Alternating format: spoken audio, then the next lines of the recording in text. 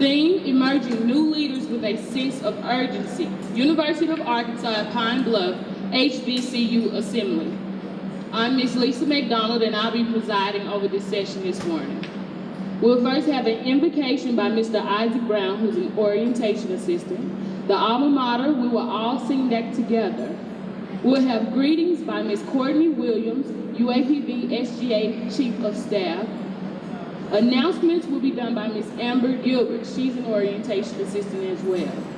We'll have a proclamation by Dr. Mary E. Benjamin, Vice Chancellor for Academic Affairs. Introduction of our speaker will be done by Dean W. Burrow. She's from the Office of Student Involvement and Leadership. HBCU Assembly message will be done by Mrs. Robin Sanders. She's a motivational speaker. So we will start now with our invocation by Mr. Isaac Brown. Everyone please stand for the invocation. Would all men remove your hats? Thank you.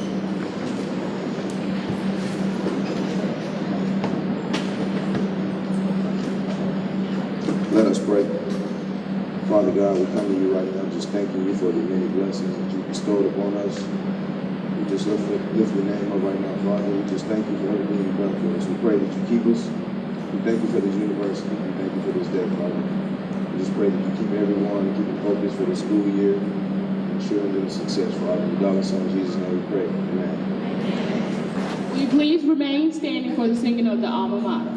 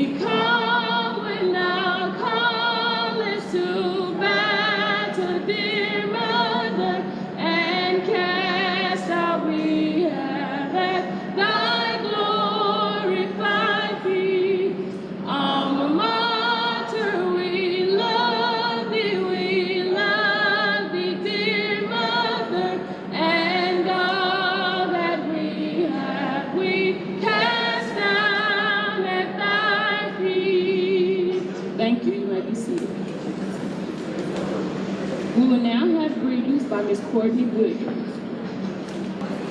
I am Ladora Steuben, Student Government Association President, and on behalf of the Student Government Association, we would like to welcome you to this program.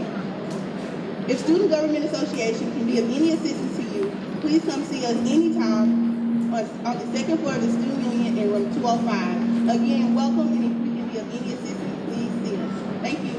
We will now have a proclamation by Dr. Mary E. Benjamin. You are indeed a beautiful, very beautiful audience. It is my distinct pleasure to read a proclamation because this is a very important week for historically Black colleges and universities. So I'm going to read you a proclamation that was nationally proclaimed. National Historically Black Colleges and Universities Week. Resolution designating the week beginning September 12, 2010 as National Historically Black Colleges and Universities Week. Whereas there are 105 historically Black colleges and universities in the United States. Whereas historically Black colleges and universities provide the quality education essential to full participation in a complex, highly technological society. Whereas historically black colleges and universities have a rich heritage and have played a prominent role in the history of the United States. Whereas historically black colleges and universities allow talented and diverse students, many of whom represent underserved populations, to attain their full potential through higher education. And whereas the achievements and goals of historically black colleges and universities are deserving of national recognition, now therefore be it resolved that the Senate designates the week beginning September 12, 2010 as National Historically Black Colleges and Universities Week, and calls on the people of the United States and interested groups to observe the week with appropriate ceremonies, activities, and programs to demonstrate support for historically black colleges and universities in the United States of America.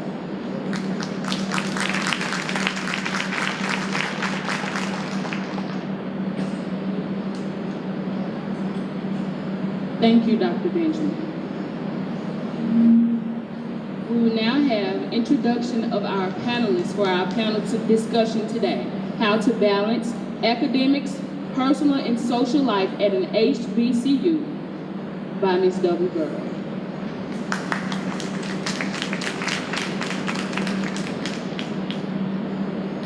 Good morning.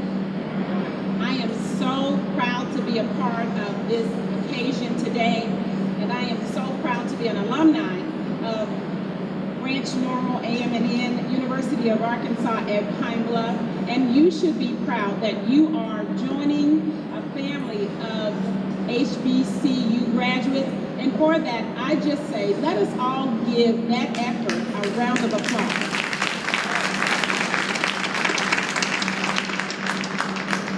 I'm honored to have the pleasure today to introduce our panel. Behind me, we have Dr. Carolyn Blakely, who's the Dean of Honors College, Interim Chairperson for the Department of English, Theater, and Mass Communication. Dr. Blakely. Returning to us, Dr. Cedric Rice is an Assistant Professor, Department of Biology. Ms. Ladora Striblin, President of Student Government Association. Mr. Greg Robinson, Public Relations for Student Government Association. And Mr. Kent Broughton II, Vice President for Student Government Association. Let's give them all a round of applause. We will start with our questions for the panel, and it is an open discussion. Whoever so desire, feel the need to hone in, please do so. We know that family members are a huge influence for the decision of students to attend HBCUs. So the first question is, why did you decide to attend an HBCU? Is that to any one of us? Ms. Brown? Yes, it is. As a senior, can you hear me? Yes. I can't hear myself. As a senior member of this panel, that's one advantage of getting old. You get to go first. My answer to that question is very, very simple. When I graduated high school in Magnolia, Arkansas, I had no option. I could only go to an HBCU. But I contend to this day that that was not a disadvantage for me. It actually was a really, really great opportunity for me. I was determined at the time that I graduated and came to the university, well, at that time it was Arkansas AM&N College, that I was going to prepare myself, as my grandmother taught me, to have a good work ethic, to be proud in myself, to demand respect and to give respect to others, and to make good grades, because I wanted to keep that $50 scholarship that I had. That's what it was, $50. So I had no option when I graduated, but I have no regrets about having had the HBCU experience because it has prepared me for my particular career.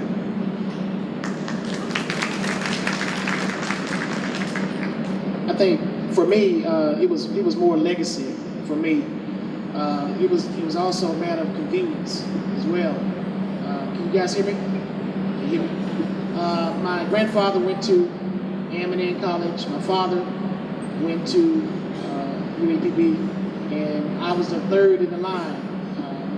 Growing up in Pine Bluff and living only about 3 blocks from here, it was quite convenient.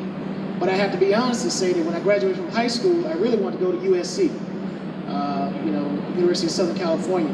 But I was advised not to do that. And my mentors and teachers loved me enough to explain to me that I probably wasn't ready.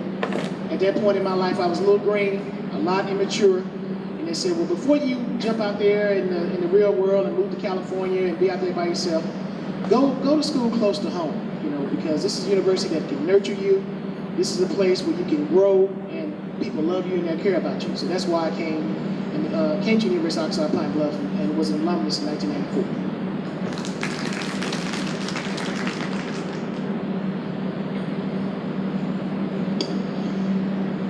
Good morning. For me, attending the HBCU was always one of my dreams.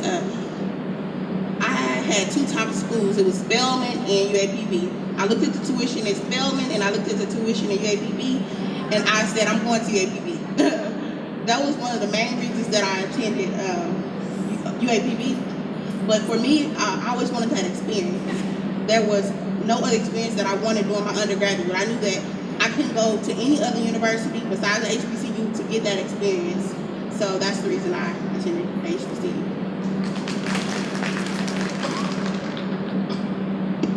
Well, the reason why I chose to come to a HBCU is basically the main component of the family atmosphere. With my parents both being alumnus of this school, I knew that it catered to growing individuals. I would also say that, can everybody hear me, please? Okay. I would also say that the possibility that you can achieve different, anything that you can want to, and also it's the main aspect of being a family. I think that's the main contributor to me.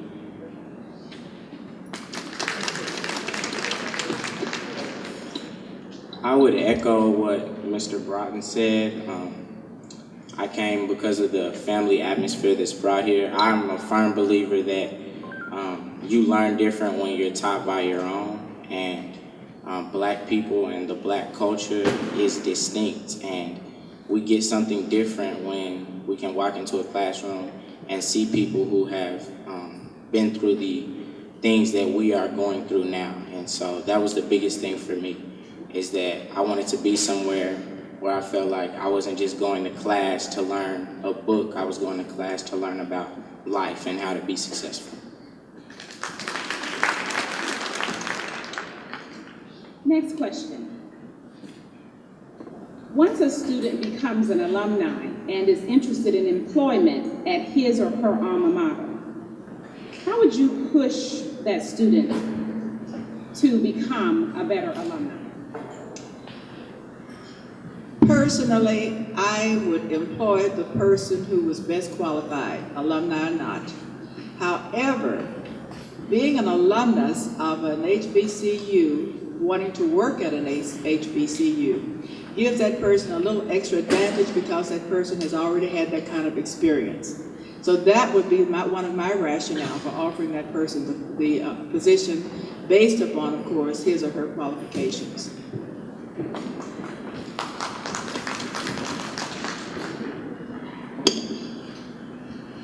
Well, for me, I was looking at this question. It's a question that came up several times, and my thing is before you go back and be employed by an HBCU, or particularly your HBCU, go out and get some experience somewhere else so that you can bring back something more to the university. And that's my main thing, bringing more back to the university so that we can grow even more. So, how can you bring something back if this is all that you know? So I would encourage people who would like to get back employed by the university to go out and explore the waters and then bring us something back so we can grow even bigger than what we are now. May I add on to that? I'd like to say too that yes, that's absolutely correct. But most of us, I'm an alumnus of this university, and I graduated here before many of you were born. But I went on to another HBCU to get my master's degree. I went to another university to get my PhD degree. I went to other universities to get other kinds of degrees and certificates. So that was, I had a wealth of information and experiences to bring back to my alma mater. But I still think that having graduated from Arkansas A&M and in college was an advantage for me because during the time that I was here, I had dedicated faculty. We didn't have an honors program at that time, but we had faculty who demanded what we would demand of you in today's honors program. So that helped us to get a leg up, I think. There were caring, determined people here who were determined that we were going to leave this alma mater representing them well, representing what they had done for us and what they had trained us to do and prepared us to do to make a better life for ourselves.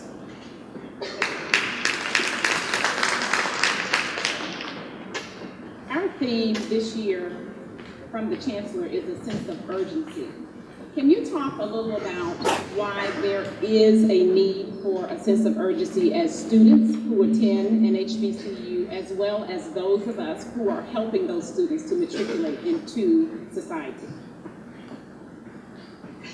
I don't mean to monopolize. However, I've lived long enough, I guess, and I keep going back to that because it's obvious, but I've lived long enough to be able to have seen things come and go, priorities come and go and change, and to see the world expand. That we are in a global society now, and we have to be able to prepare our students to be competitive in a different kind of environment than maybe I came out of. The competition, when I graduated here, I was scared to go to graduate school because I thought coming from a small university, I would not be able to compete or hold my own. Everywhere I've gone, I've held my own.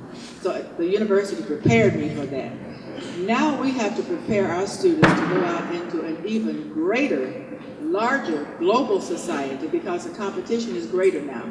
We're not only competing with each other within our boundaries of the state or even of the United States, but we're competing with others around the world. So it's the sense of urgency is that we have to really dig deep and prepare our students for those kinds of competitive environments that they're going into. I'd like to resonate with what Dr. Blakely was saying. And we have to prepare our students to be able to compete. The world definitely has changed. Things are moving a lot faster with the advent of the internet, which in my opinion is the most powerful tool, educational tool that's ever been created, along with books and libraries. I think it's important that we get our students ready for the real world. We get our students ready to compete globally, and also to understand that this is a place you can do that. You can be nurtured here and get access to things. I tell my students all the time, take advantage of everything you can here at the University of Arkansas at Pine Bluff. Because if you go into another university, you may not have that same access. You may not have that same access to your professors. You may not have that same access to resources, writing centers. I haven't seen another university that promotes the writing center more than the University of Arkansas at Pine Bluff. And I think you need to take advantage of those because when you get in the real world, those skills have to already be present. And people are not going to take their time to try to re-educate you on those. So learn as much as you can, experience as much as you can, and get the skills, as many skills as you can here at the University of Arkansas Pine Bluff.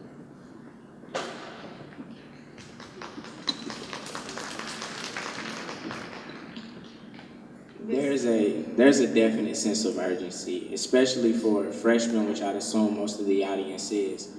College is the place for you to train your mind. And you need to understand that in these classes, and as you're going through school right now, it is critical to learn and to learn the skills that you're gonna need to be successful in life, because this 4 years is all you have before you're facing the world. And they just mentioned it, they mentioned global economies. Guys, the world is really big. The world is really big, and You know, you can't float anymore. We floated through high school. You know, it's cool, and this is your only chance. That's really the way it is, and it's on you. And so this theme, a sense of urgency, is really serious. Train yourself to become what you want to be in life. May I say one more thing, Ms. Burr? I have to say this too. We here at the University of Arkansas at Pine Bluff are committed to teaching you and training you about what's between the pages of the books. But we go beyond that. When the young man first came up to do the invocation, he asked all young men to remove their hats. I'm still looking at one young man who has his hat on. That's a part of going out into this global society. You are evaluated by your first impression. Your first impression. It may not be real, it may be totally wrong, but that's what you're evaluated by. So one of the things that we also try to teach you is not only that content, but just general social skills and things that are going to make it easier for you to access and negotiate in this global society.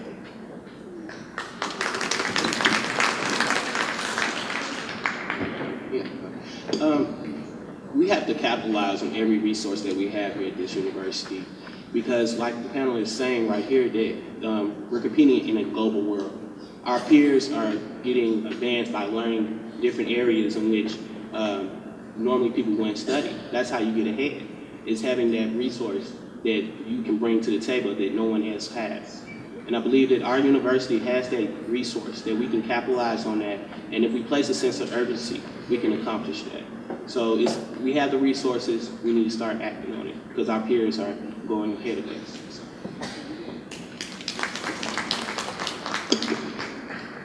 Act now, or it may be too late.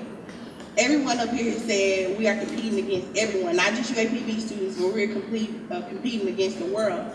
So when administration and upperclassmen are trying to take things for the better, don't take it as them trying to be your mother or your father. They're trying to cultivate and emerge new leaders so that once you become a senior, you have choices. You're not just looking for one job. You have several offers on the table. One thing we're trying to do this year is develop students academically, professionally, and socially. If you don't have that balance, you're not going to be able to go out there into corporate America and achieve the greatest, because all of us are capable of being great leaders. But it's really how you see yourself. If someone asks you, are you a student leader, you should say yes, because all of us are leaders. That's the reason you come to college. You want to be able to say at the end of the day that at the end of my 4 years that I took something away from this experience, that now I can go out into corporate America and actually achieve the goals that I want to achieve. So just take what people are trying to do to help you and accept it. Act now is going to be too late. You can't wait till your junior and senior year to say, I'm about to get it together. Start as a freshman, because if you don't hit the ground running now, then it might be too late. And you have to challenge yourself. That's the most important thing. You have to challenge yourself to achieve what the norm is. And that's how you're going to do it. And that's the action that we need to take in the sense of urgency, is to challenge ourselves.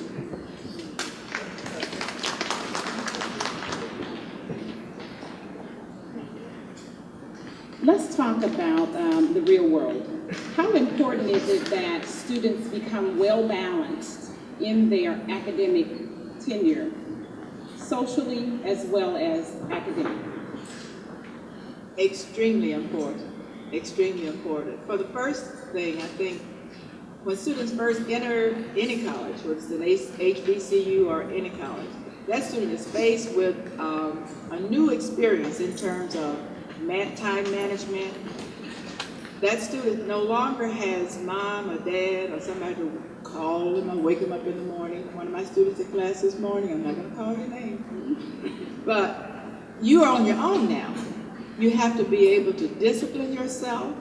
You have to be able to manage your time well enough where you know what you're prepared to do. I deliberately keep the class that I teach at 8 o'clock in the morning. I do that for a reason. I want the students who come to that class to get accustomed to having to get up when time comes for them to get up and go to that job. You can't go to that job and say, well, my alarm clock didn't go off. That's not going to be good enough. So it's the sense of urgency here is to learn how to discipline oneself in a new environment. It's a family-oriented environment, and we help each other. We take care of each other, but at the same time, you're also individually responsible for some of your acts and some of the expectations for you. I'd like to resonate what Dr. Blakely said. It's important that things are balanced. You know, you're not gonna come to this university and not have a social aspect as well as a personal aspect, as well as an academic aspect. And I think it's important to understand. So, you're beginning to learn when to study. You're beginning to learn when to rest. You're beginning to learn how important it is to eat.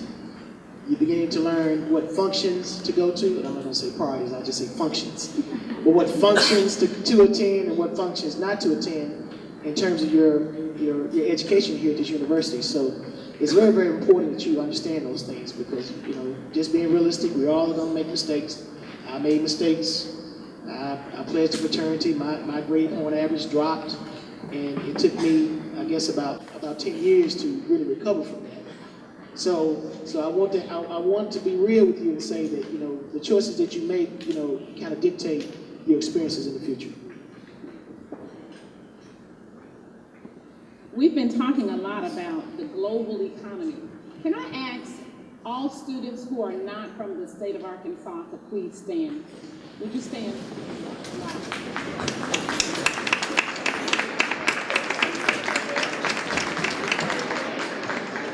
Thank you. You may be seated.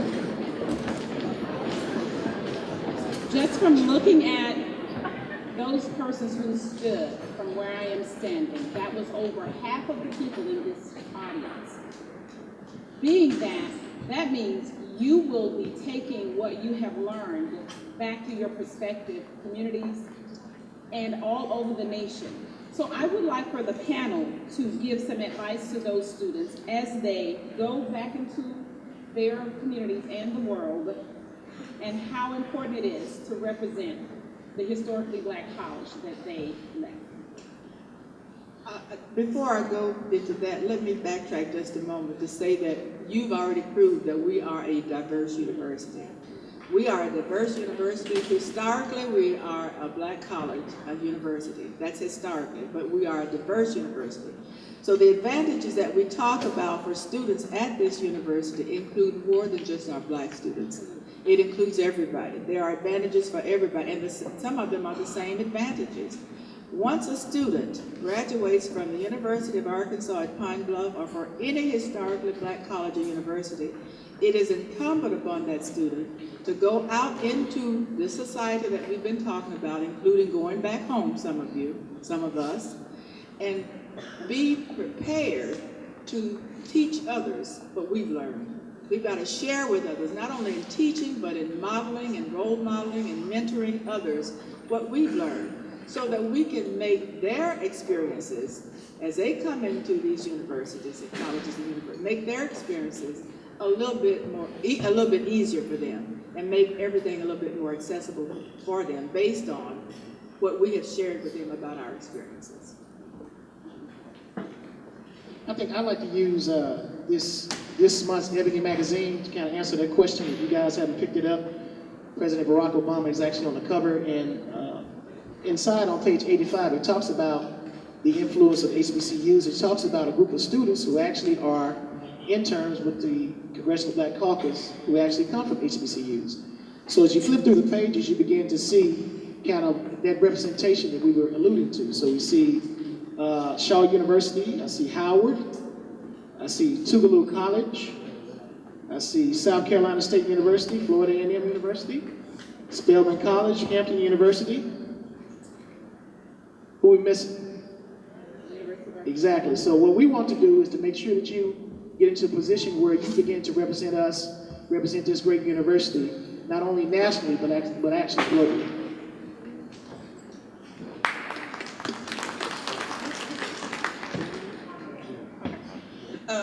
The advice that I would give is college can be a lot of fun, but remember, it's serious business.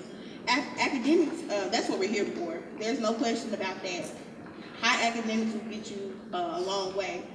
But I also challenge people to go back to their community. Make it your responsibility to go to your community, Chicago, Memphis, Nebraska, and even Canada.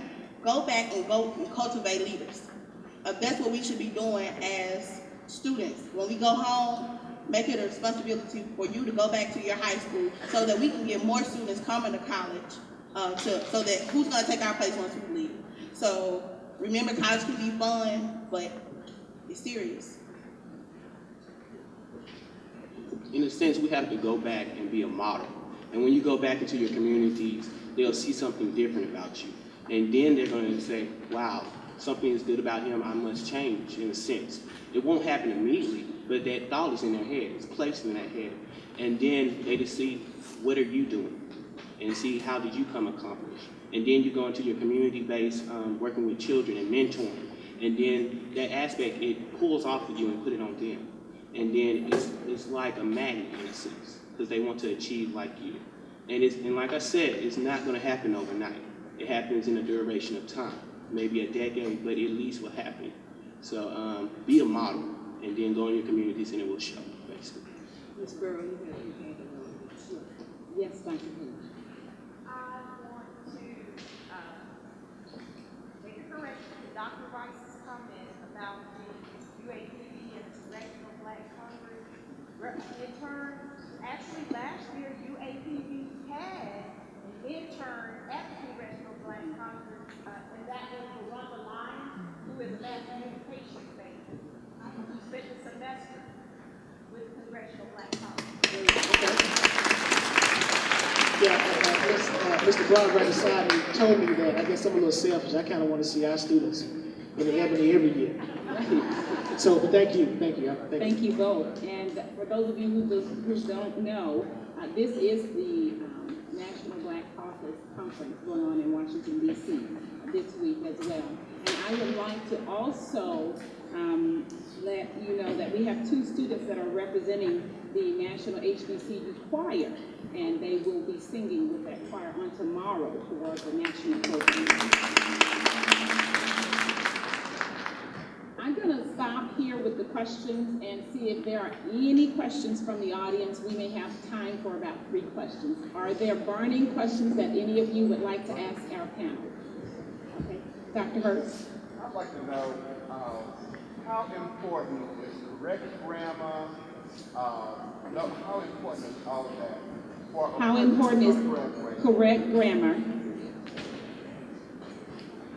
Is that correct? How important is correct grammar? How important is correct grammar and making sure that you have expanded vocabulary other than curse words? Okay. And making sure you have an expanded vocabulary other than curse words. I have to, you know I've got to respond, don't you? Well, Dr. Hertz and everybody listening, communication is critical to everything that you do. Being able to transmit an idea, a thought from one person to an audience that you have designated is critical. If you don't get that across, you have not communicated. So communication is the bottom line for all of our disciplines. That's essential. Now, correct grammar and emphasis words other than curse words, yes, that's important too. I need to say now that there are levels of usage, and I tell my classes that there are levels of usage kind of comparable to your wardrobe. You wear a certain attire to certain occasions, at least we used to. I don't know whether we still do or not. But we wear a certain attire to certain occasions, and the same thing is true for our language. There are various levels of language for different occasions. For example, if someone were to knock on your dorm door one night and say, you said, who is it? She might say, it is I. You might not let her in. You might not, because the occasion demands that you might want to say, it's me. You'll know who it's me is. That's not correct grammar. But it's acceptable in that kind of situation. But you can only do it if you have some options and you know what your options are. It's the same, going back to that wardrobe analogy.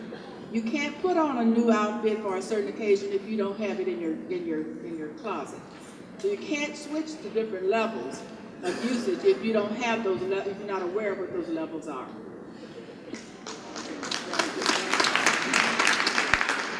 I definitely agree with that. I think correct grammar is very, very important. Spelling words are important. It's one thing that we're really emphasizing to our students. As you go out into the real world, no one will really spell check and check your documents. And oftentimes, if you send documents out with misspelled words on them, they'll be kept for long periods of time, and they can affect your evaluation and getting promotions. So it's very, very important for us to focus on those skills: writing, being articulate, being able to speak, being able to spell, being able to use the correct words for correct situations. So I think that's very, very important. And you can't, as Dr. Baker was saying, you can't just rely on spell check from Word, because spell check doesn't tell you how to use the word in the right context. And we see a lot of that now with our students. With the texting generation, we're starting to get chat language, where instead of saying for, or spelling for, it's the number 4. That kind of thing. Those are the things that we really have to modify and adjust. I'm going to ask if you will just hold your seats for about 5 more minutes, and we will be finished. Thank you. Thank you very much. I just have to tell them about my experience. When I was at Johnson & Johnson Company in New Jersey, I didn't tell a lot of people this, but I told a few of the STEM people. But what happened was, I had a real mentor. That's someone who really developed me while I was there. And she sat me down and she said, "Ladora, you have a Southern accent." And I said, "Yes, ma'am." She said, "But you also make up contractions. Because I don't know about you, but down south, it's some words that we use that's not in the dictionary. So a lot of times we will say things and we won't even know what we're saying. We're saying those things. And I have to catch myself a lot of times, because you have to be able to transition from when you're talking to your friends and when you're talking in a professional world. So I joined Toastmasters when I was in New Jersey. And at the end, one of my key takeaways is I want people to listen to what I'm saying, not how I'm saying it. I have a Southern accent, but that doesn't mean I can't be articulate and I can't speak clearly and make sure that the audience that I'm speaking to understands everything I'm saying and that they're getting the message that I'm saying.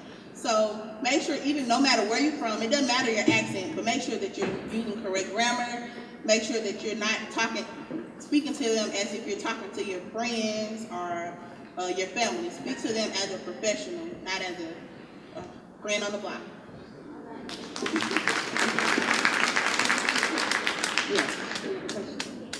I wanted to know from you all point of view how important it is to prioritize time, especially the academic, separate academic and social time, but the importance of having social time and leisure time and not just being so caught up in this forget about that. The question is if you could give advice on how to prioritize your time between academic and social life, where your entire school life is not only academic. It's extremely important. College life can be fun, but you didn't come here just to have fun. So you're gonna have to prioritize. Let me back up again. I guess I've been here so long that I've seen priorities change. I can recall years when students came, and they came because they wanted to make life better for themselves by learning what they could do to make that happen. Then over the years, a student would say to me, "Dr. Blakely, do you know," I might ask somebody, "Do you know that young man?" Which one? They might say, "The one that drives what kind of cars are there? Names of cars, the one that drives the MXZ or whatever, or the one that drives the red Corvette." That's how we started to identify students. Rather than, is that the one who's majoring in chemistry? Or is that the one who's majoring in biology? Or is that the one who's majoring in English? Or is that the one who's in that particular club? Priorities are important, and it's important to be able to, but it's up to the individual, based on your mentors. The people that you surround yourself with also are very important. Whether or not you put too much time into the social as opposed to the academic. You've got to be able to do that for yourself based on what your needs are and what your aspirations and goals are. I definitely agree with that. I think, coming from a background where I was, even when I was here, being in the band and doing some other social things. I had to really balance that. But one thing I noticed is that during band season, my grades were a lot better than in the spring or in the fall, a lot better than in the spring because I had to focus more because I knew what I had to do. So it's very, very important that you get rest, that you have fun. But my philosophy, and I had to develop this philosophy over time, is that, study. Do your academics first. Do your academics first, and then you'll be amazed at how much free time you actually have.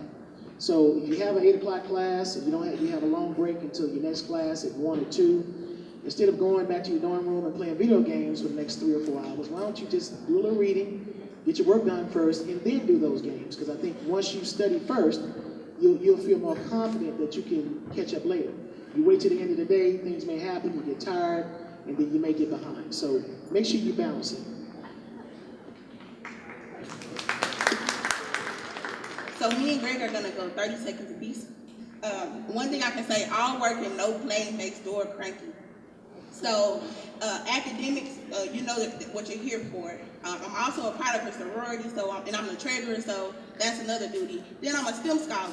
Then I volunteer and I mentor.